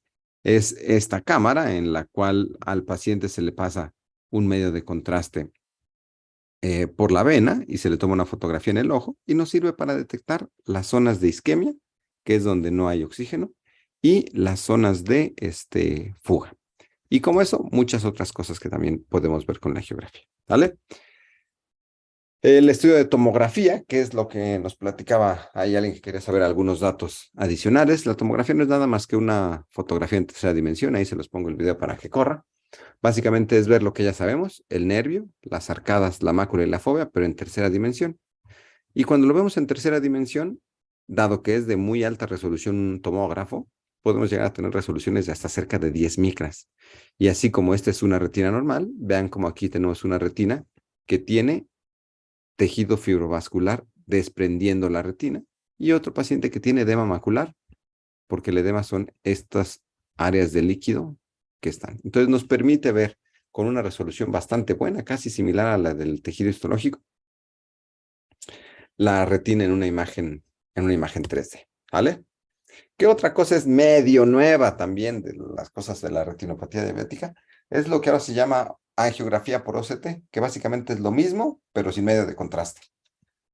El OCT tiene la capacidad de ver cómo es el movimiento de los eritrocitos, esto es magia de los ingenieros, y nos permite ver las venas y las arterias de la retina sin tener que usar medio de contraste. Y vean, aquí por ejemplo hay algunos huecos donde debería de haber algunas arterias, pero que están huecos por lo que les platicaba. La oclusión y el cierre de las arterias por los leucocitos por causa de la diabetes. ¿Vale? El ultrasonido ocular, para cuando tenemos una hemorragia vítrea o mucha catarata que no nos deja ver hacia adentro, es pues como una pluma, nos permite hacer, así como con los bebés, una idea gruesa, no es una idea detallada, pero por ejemplo aquí podemos ver un ojo normal. Imagínense que esta es la circunferencia del ojo y este es el nervio óptico, y este es el mismo imagen de otro ojo, pero con la retina desprendida, que son todas estas imágenes, ¿sale? Entonces nos permite para ver cuando los medios no son claros. En cuanto al tratamiento, el tratamiento básicamente es para nosotros ocular y extraocular. Lo más importante y la base del tratamiento es lo del control sistémico. Cambios en el estilo de vida, que es nutrición, ejercicio, controlar con el médico la presión alta, la glucosa, los lípidos. Pero para la parte oftalmológica, básicamente tenemos tres herramientas: el láser, las inyecciones y la cirugía. Con esto tenemos básicamente todo todas las herramientas que tenemos. El primero y más importante es el láser. El láser lo que busca, y alguien en los 80 fue muy inteligente y dijo, oye, pues si tenemos esta retina que es la retina hipóxica isquémica, que está produciendo VEGF y que el VEGF nos da todos los problemas, ¿qué te parece si en vez de tener ahí esa retina isquémica dándonos problemas, mejor la quemamos con láser? ¿Y qué creen? Quemó la retina con láser. La retina ahora sí ya no está sufriendo, ya no produce VEGF. Y entonces los niveles de VEGF disminuían en el ojo. E interesantemente, al disminuir los niveles de VEGF, la retinopatía diabética se frenaba. ¿Sale? Y al frenarse la retinopatía diabética, nos dimos cuenta que con el láser podíamos detener la progresión, no revertirla, pero detener la progresión de la retinopatía diabética. Entonces, este es un fondo de ojo de cámara amplia, donde vean cada uno de estos puntos negros es un disparo de láser. Pero nos dimos cuenta que a más láser, mejor. Entonces, si a un paciente le dábamos láser y seguía avanzando, le dábamos más láser. Y si seguía avanzando, le dábamos más láser. Porque llegaba un punto en el que con tanto láser, la retinopatía se frenaba y dejaba de progresar. Sí, es cierto que al tener mucho láser, tenemos un poquito más de mala visión nocturna y un poquito de deslumbramientos y que se disminuye el campo visual. Pero es un precio justo a pagar, es un precio bueno a pagar con tal de conservar la visión central, que es con la que hacemos pues prácticamente toda la vida, ¿vale? Entonces, el láser es el tratamiento de elección y la base de la pirámide porque quema para siempre la retina isquémica y disminuye para siempre la producción de VEGF. A diferencia de los antiangiogénicos, que son las inyecciones muy populares y que también han sido un poco sobreutilizadas, pero que las inyecciones son solo adyuvantes, son ayudas al tratamiento con láser, porque el efecto de estas moléculas, que hay muchos tipos, es básicamente que se inyecta el medicamento al ojo y por un mes el medicamento destruye todas las moléculas de VEGF, pero pasado el mes se acaba el efecto y si la retina sigue isquémica, se seguirá produciendo el VEGF. De ahí que la única manera de detener permanentemente la producción de VEGF es con el láser. Las inyecciones solamente ayudan, ¿vale? Y la vitrectomía, que es la cirugía que se guarda para estos casos, para los casos ya más avanzados, en los cuales pues, básicamente tenemos que entrar con agujas y con esas agujas tenemos que quitar la sangre, cortar el desprendimiento de retina, tratar de pegar la retina y hacer lo que se pueda. Pero la realidad es que hoy en día a muchos pacientes con estadios avanzados, no es que les vaya bien, pero les va suficientemente bien con cirugía. No estoy diciendo que lleguen los pacientes aquí, estoy diciendo que con la evolución de la cirugía les va mejor incluso a los pacientes que llegaron tarde, ¿vale? Déjenme ver si corre, porque este video luego corre cuando quiere ir.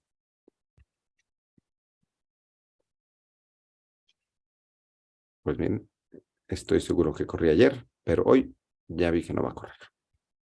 Bueno, en básicamente era una cirugía de retina en la que les quería mostrar cómo se meten las agujas al ojo para hacer la cirugía, pero lo dejaremos para después. Aparte ya se nos está acabando el tiempo.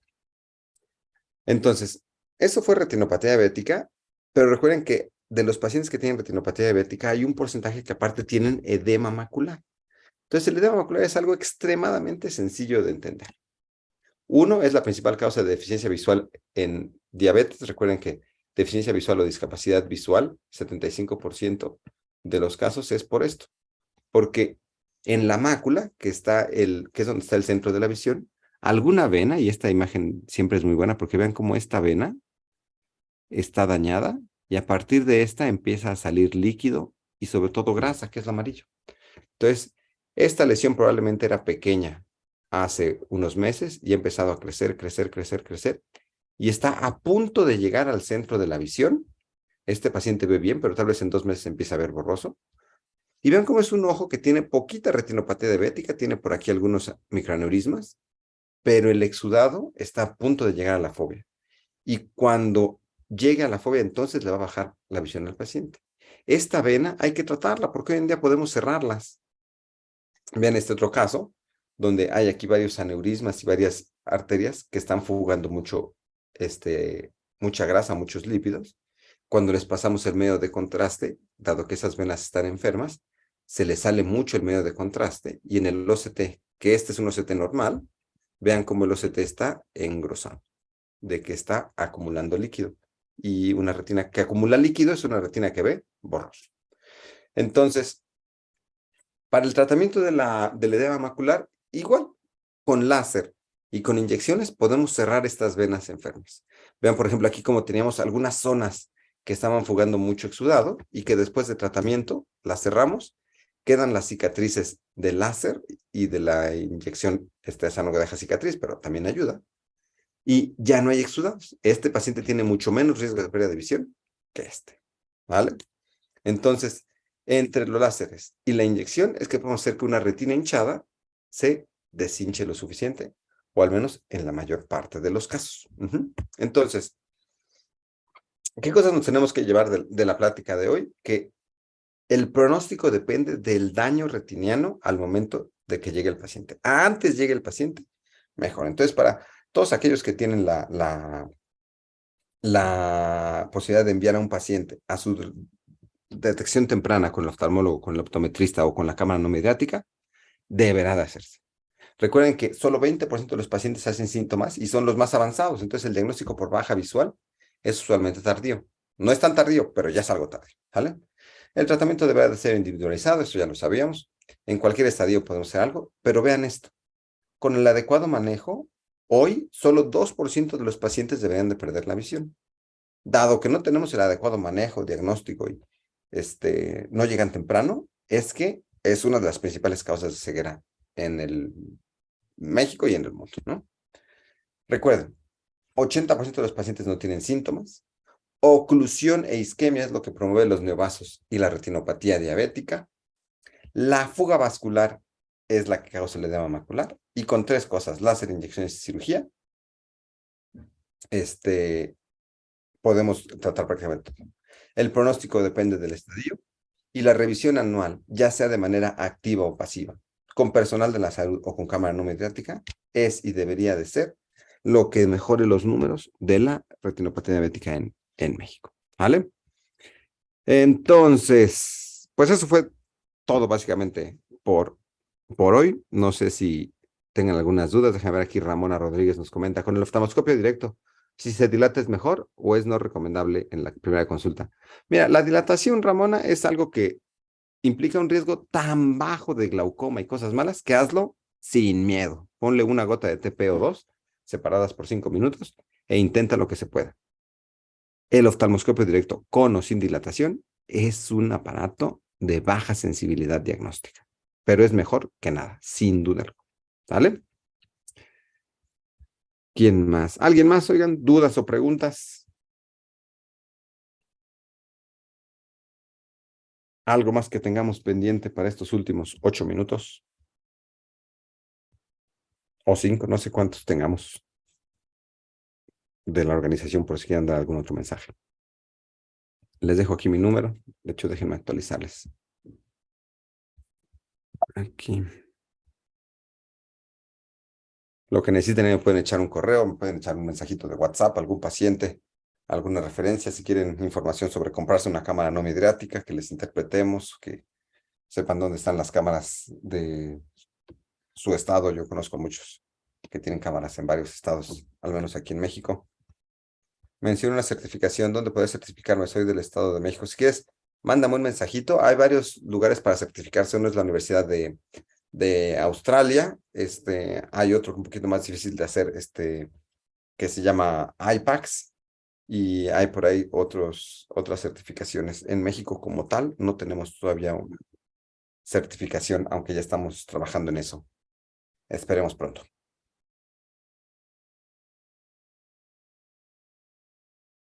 Perfecto, Karen, cuenta con ello. Y pues bueno, si no hay mayores dudas o preguntas, la verdad es que fue un gusto estar con ustedes. Lo que necesiten, ahí estamos para aclarar dudas, preguntas, referir pacientes, imágenes o para que demos una plática de estas otro día en otro. ¿Qué porcentaje de los pacientes con retinopatía diabética tendrá desprendimiento de retina, supongo dijiste? Desprendimiento de retina probablemente menos del 5%, pero dependerá de muchas cosas.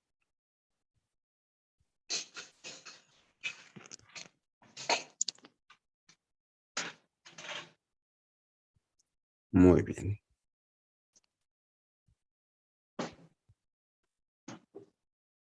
Pues muy bien. Sonia, Oscar, no sé si quieran decir algunas palabras.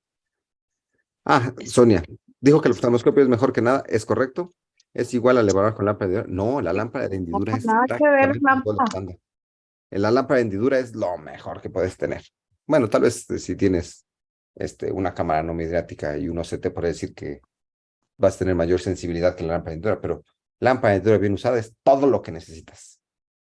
En bebés prematuros, retinoscopio indirecto, Roxana, porque para los bebés está muy difícil. Para la retinopatía diabética, también el indirecto te puede solucionar una buena parte de los problemas, ¿eh? Por cierto, a todos los que son optometristas, los invito a que empiecen a usar el oftalmoscopio indirecto. Ya están abaratándose, al menos los hindús, para que también por ahí eh, lo empiecen a usar. Ya varios de mis amigos optometristas ya son muy buenos con el oftalmoscopio indirecto y pueden ver a través de cataratas más densas y estas cosas. La curva será como de 50, 80 pacientes, pero se puede. Maestra Itzel Ramos Blancos le envía muchos saludos. Qué gusto, dile que yo también le mando muchos saludos. ¿Qué porcentaje de pacientes con diabetes tendrá retinopatía diabética? 34% aproximadamente, Lirva.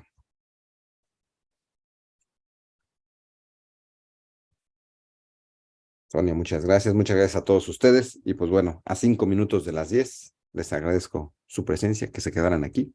Lo que necesiten, estamos a sus órdenes. Gracias a los organizadores y que tengan un muy bonito día. Para compartir pantalla. Oscar, Sonia. Ok, muchísimas gracias, doctor, por su ponencia. Estuvo muy interesante y Le creo que hubo agradezco. muchas preguntas y se resolvieron bastante bien. Me da gusto. Y pues estamos muy a sus órdenes. Que tengan muy bonito día. Igualmente, Muchas Muchas doctor. gracias, gracias. doctor. Y como siempre vamos a terminar agradeciendo a la Universidad Nacional Autónoma de México, que gracias al programa PAPIT de GAPA UNAM, con el número IN 203821, a CONACYT en el programa de Paradigmas y Controversias de la Ciencia, con el número 319469, y al Instituto de Oftalmología Conde de Valenciana, que es gracias al apoyo de estas tres instituciones que podemos realizar este curso.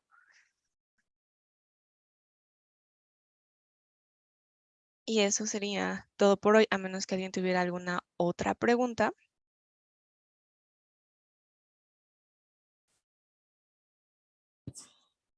Ninguna duda o comentario justamente del curso, las evaluaciones o cualquier otra cosa, con todo gusto. Aquí sigue el doctor también por si tienen, les ha surgido una duda. Con todo gusto creo que podrá atendernos. Pero creo que no. Ok, perfecto. Mm, muy bien. Entonces, pues no queda más que agradecer al doctor por su plática y su charla. Muchísimas gracias por la parte, la verdad es que muy interesante. Yo tengo alguna que otra duda, pero ya se las enviaré por correo, doctor, para justamente tener un poquito de información que me surgió justo durante la sesión. Y bueno, Sonia y a todos los integrantes de esta sesión, muchísimas gracias. Nos estamos viendo entonces la próxima semana en la siguiente ponencia y bueno, ya haremos la evaluación correspondiente. Solicitaremos algunas preguntas al doctor David. Entonces, si no hay más dudas ni comentarios respecto a esto, un gusto, muy buen día y muchísimas gracias a todos. Sonia, muchas gracias. Igualmente.